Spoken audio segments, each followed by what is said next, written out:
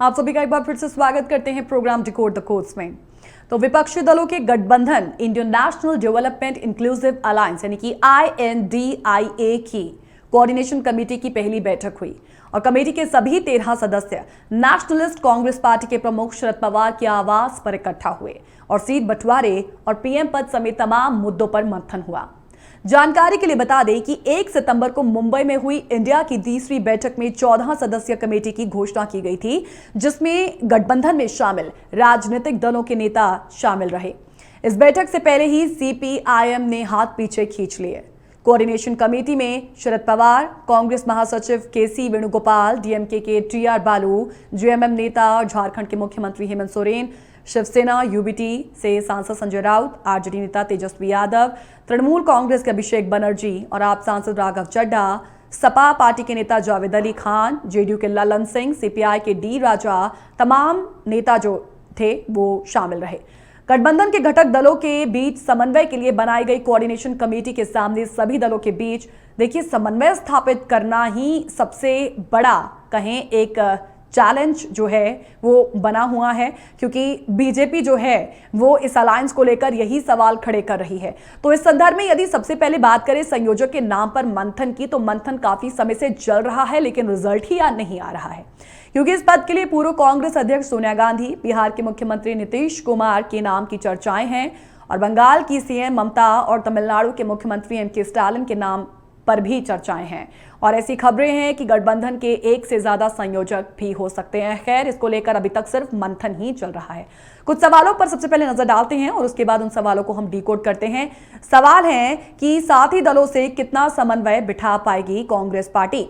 सवाल यह भी है कि आप और कांग्रेस में सामंजस्य बिठाने की चुनौती आखिर कैसे पार होगी।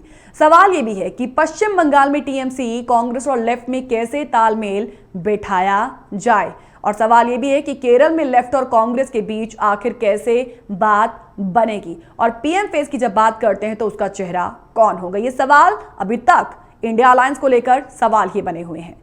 देखिए, पश्चिम बंगाल में तृणमूल कांग्रेस और लेफ्ट के बीच टकराव की कहानी आप सभी जानते हैं, पुरानी है। 24 के चुनावों में बीजेपी को मात देने के मकसद से तैयार किए गए गठबंधन की कोऑर्डिनेशन मीटिंग के सामने ये एक बहुत बड़ी चुनौती रही कि दोनों के बीच समन्वय आखिर स्थापित कैसे किया जाए। हालांकि CPIM साफ कर चुकी है कि लोकसभा चुनावों के लिए राज्य में TMC के साथ गठबंधन को तैयार नहीं है। 17 जुलाई को CPIM नेता सीताराम येचुरी ने कहा कि वामपंथी और कांग्रेस के साथ धर्मनिरपेक्ष दल राज्य में बीजेपी के साथ TMC से भी मुकाबला करेंगे और बेंगलुरु में हुई गठबंधन की दूसरी बैठक में पत्रकारों से बातचीत करते हुए उन्होंने 2004 वाला मॉडल अपनाने की बात कही, जिसके जरिए लेफ्ट और कांग्रेस के गठबंधन के वाली सरकार बनी और मनमोहन सिंह PM बने। अब सवाल ये भी है कि पंजाब दिल्ली की जब हम बात करते हैं उसमें आम आदमी पार्टी और कांग्रेस के सामंजस्य बिठाने की एक बहुत बड़ी चुनौती, इस चुनौती को कैसे पार पा पाएगी, क्योंकि एक तरफ आप और कांग्रेस विपक्षी दलों के गठबंधन में एक साथ हैं, लेकिन राज्यों में अकेले चुनाव लड़ने की बात आ रही है। पंजाब में आपके नेता कांग्रेस के साथ चुनाव लड़ने को रेडी नहीं है। मुख्यमंत्री कह चुके हैं कि आप अकेले चुनाव लड़कर जीतना जानती है। वहीं दिल्ली में अधिकारियों की पोस्टिंग और ट्रांसफर से जुड़े दिल्ली सेवा बिल को लेकर कांग्रेस नेता संदीप दीक्षित के बयान से आप भड़क गई और संदीप दीक्षित ने दिल्ली की पूरी जिम्मेदारी आपको सौंपे जाने की मांग का विरोध किया। हालांकि संसद में दिल्ली सेवा बिल पर कांग्रेस ने आपका समर्थन किया और इन सब के चलते मीटिंग में आप और कांग्रेस के बीच सामंजस्य बिठाने की एक चुनौती अभी तक बनी हुई है। अगला सवाल था कि केरल में लेफ्ट और कांग्रेस के बीच कैसे बनेगी बात। केरल में लेफ्ट और कांग्रेस आपस में बहुत बड़े कॉम्पिटिटर हैं और हाल ही में हुए पुथुपल्ली उपचुनाव में दोनों दलों ने अपने अपने उम्मीदवार उतारे और केरल में दोनों दलों को कैसे साथ लाया जाए, इस पर भी चर्चाएं ही हो रही हैं, मंथन ही हो रहा है।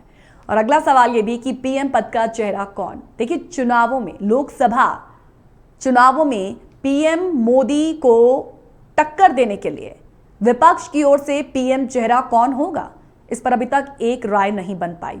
इस लिस्ट में सबसे ज्यादा नीतीश कुमार, ममता, राहुल गांधी, शरद पवार, अरविंद केजरीवाल के नाम की चर्चाएं हो रही हैं और जेडीयू के ललन सिंह पहले ही पीएम चेहरे के लिए नीतीश के नाम का सुझाव दे चुके हैं और वहीं कांग्रेस साफ कर चुकी है कि उसको पीएम पद में दिलचस्पी नहीं।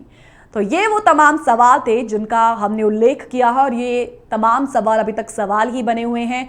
मीटिंग्स लगातार जारी हैं, मंथन लगातार जारी है और उम्मीद है कि अलायंस की तरफ से, इस बड़े अलायंस की तरफ से, इस बड़े विपक्षी पार्टी की तरफ से इन सवालों का जो जवाब है वो जल्द मिलेगा। ये वो तमाम कोर्स है जिन पर आज हमने बात की है प्रोग्राम डिकोड द कोर्स में। यदि आप इन कोर्स को लेकर किसी तरीके की कोई टीका टिप्पणी करना चाहते हैं या प्रोग्राम को लेकर किसी तरीके का कोई सुझाव देना चाहते हैं तो नीचे दी गई ईमेल आईडीज पर आप हमें लिख सकते हैं। इसी के साथ आप सभी से इजाजत लेंगे। नमस्कार।